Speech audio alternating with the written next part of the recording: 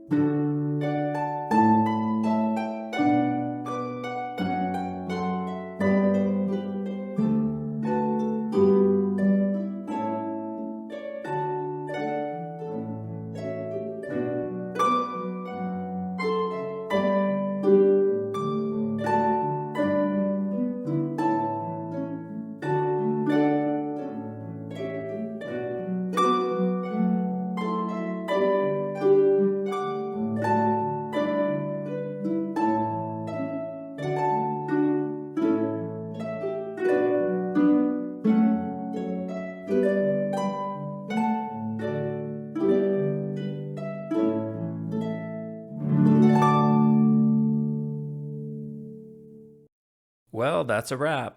My first ever Kilimanjaro watercolor sketchbook tour in the books.